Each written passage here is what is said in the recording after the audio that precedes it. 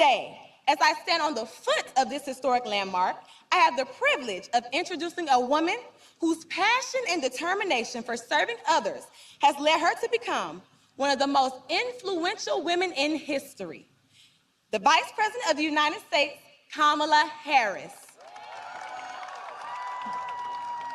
It speaks volumes to have the Vice President of the United States in Selma on this historic occasion as we commemorate and celebrate the sacrifice of blood, sweat, and tears that were shed by so many to secure voting rights. Your presence underscores the importance of this event for advancing civil rights for many throughout our nation. So it is my prayer that for many years to come, that vice presidents and other distinguished guests will make the annual pilgrimage to Selma, Alabama, to help us remember and recommit to this worthy cause.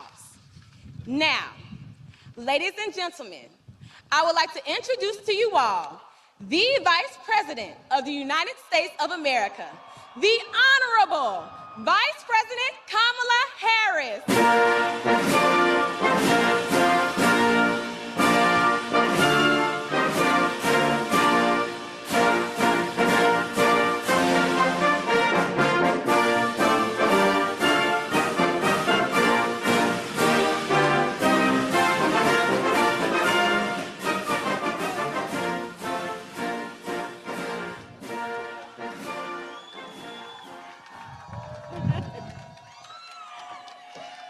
Good afternoon, Selma. Good afternoon. Kendra, thank you for those inspiring words. In the great tradition of Alabama State, you are a leader of outstanding passion and purpose, and it is wonderful to have shared the stage with you. So, Selma, before I begin, I want to say a few words about the situation in Ukraine. Today, the eyes of the world are on Ukraine and the brave people who are fighting to protect their country and their democracy. And their bravery is a reminder that freedom and democracy can never be taken for granted by any of us.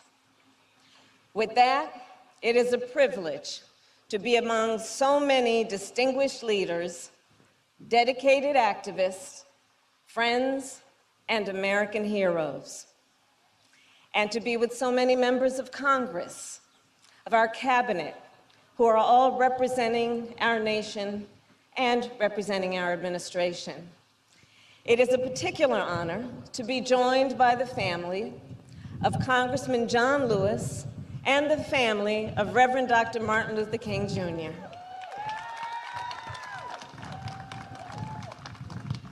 So today we gather here on hallowed ground. It was a chilly Sunday morning, 57 years ago, when 600 brave individuals set out from Selma. They were marching for the most fundamental right of American citizenship, the right to vote. They knew that if they wanted true freedom, if they wanted to claim what was theirs by birth and by right, they had to march on this bridge on that day. They were prepared for the worst. And on this bridge, on that day, the worst found them. Their peaceful protest was met with crushing violence.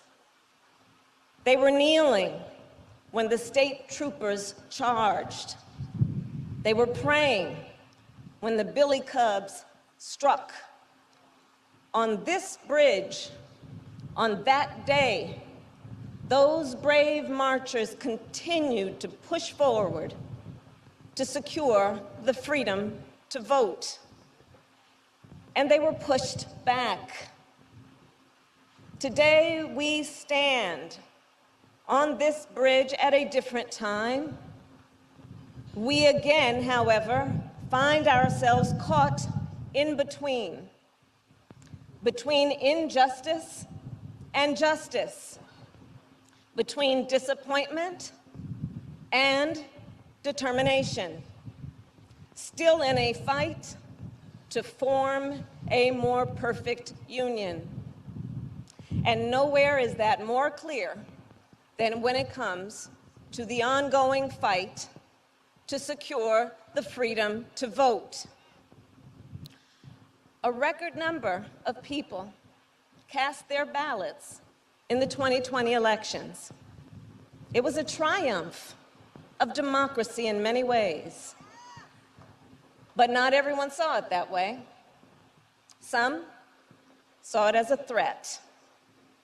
And so, as powerful people have done many times in our nation's history, they launched an assault on the freedom to vote. Across the country, states passed anti-voting laws, laws that ban drop boxes and restrict early voting, laws that make it illegal to give food and water to voters who are standing and waiting in line, laws that, put simply, make it much more difficult for people to vote with an expectation that then we will not vote, undemocratic laws, un-American laws. And so last year, we all joined together, we locked arms and lifted our voices and fought to pass federal voting rights legislation. We brought the Freedom to Vote Act, and yes, the John Lewis Voting Rights Advancement Act, to the floor of the United States Senate. And on the night of January 19th, every Republican senator in the United States Senate voted to block passage of this law. Over the past few months, I have traveled our country, talking with so many people about our fight, our collective fight, to safeguard and strengthen the freedom to vote. Faith leaders, community leaders, students, activists, and organizers. And yes, people are tired and frustrated, and at times scared. Scared that we risk losing the rights we fought so hard to win. I believe at this moment we are faced with a choice that we have faced many times before. Do we stand or do we fight? Gathered at this bridge, reflecting on its history, yes, I know the path forward is clear. Remember, it took 3 tries for the marchers to cross the bridge. It took their sweat, their tears, their blood. It took their resilience, their determination, and their courage. And yes, it even took the protection of the National Guard and federal marshals. In a moment of great uncertainty, those marchers pressed forward and they crossed. We must do the same. We must lock our arms and march forward. We will not let setbacks stop us. We know that honoring the legacy of those who marched then demands that we continue to push Congress to pass federal voting rights legislation. And it also demands we continue to push the Senate to not allow an arcane rule to deny us this sacred right. It demands we continue to lift up state legislatures that have passed pro-voter laws, and that we keep fighting to prevent the passage of anti-voter laws. It demands we keep going to court to defend this sacred freedom, and it demands we register voters, volunteer as election workers, and yes, of course, drive souls to the polls. And none of this is new, especially to so many of you who have been in this fight for so long. So I am here, again, here in Selma, to say thank you for your work, your sacrifice, and your dedication. And I have come here today to also remind you that we all stand together. President Biden and I are working for this cause every day. We have put the full power of the executive branch behind our shared effort. And if we all continue to work together, to march together, to fight together, we will secure the freedom to vote.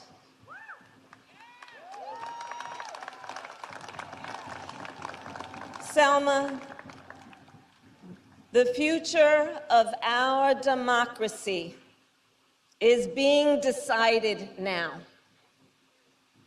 by you, by us, by the people. And ultimately, you are the ones, we are the ones who must protect the freedom to vote.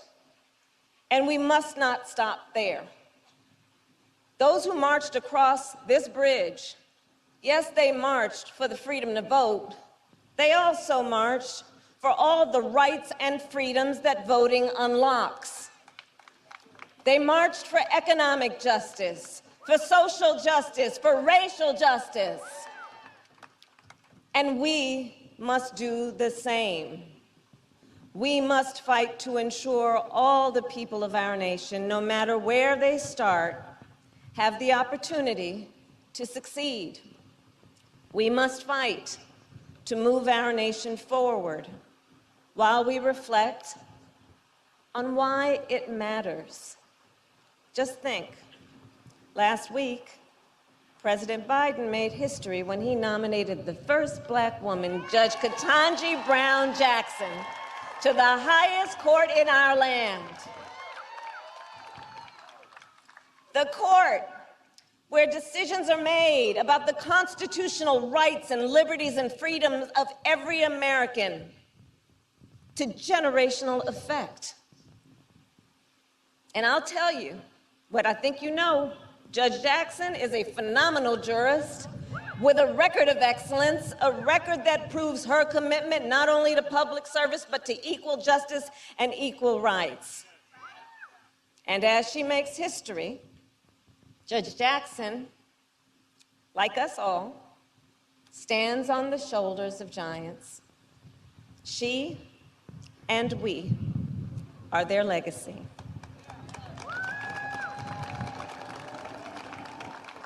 The legacy of those who are with us today: Annie Pearl Avery, Charles Malden, Bernard Lafayette, Cheyenne Webb Kreisberg.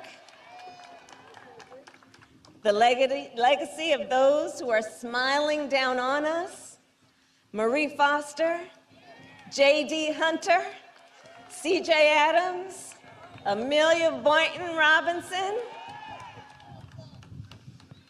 and all of those courageous foot soldiers for freedom who named and whose names we know and sometimes names we will not know, but who lift us up nonetheless. The last time I was in Selma was the last time Congressman John Lewis stood on this bridge. For his whole life, and especially that day, John Lewis was the embodiment of strength and resilience, the epitome of dignity, grace, and perseverance. As he stood here that day, you could see the body that carried him across this bridge all those years ago had become fragile, but the spirit that carried him was as strong as ever. John Lewis, well, he never gave up the fight. He returned to this bridge again and again and again It is that clarity of purpose, that relentless dedication, that spirit, the spirit of Selma that we summon today. We will keep fighting. We will keep organizing.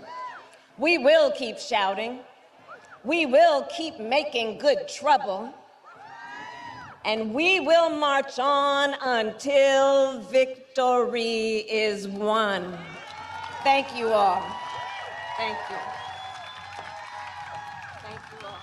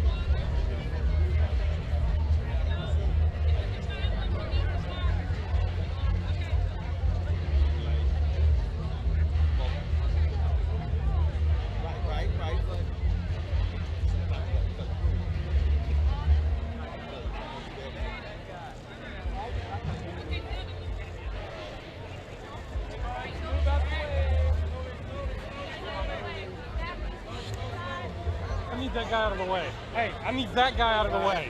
Thank you. Right here, bro. Right here. I got you.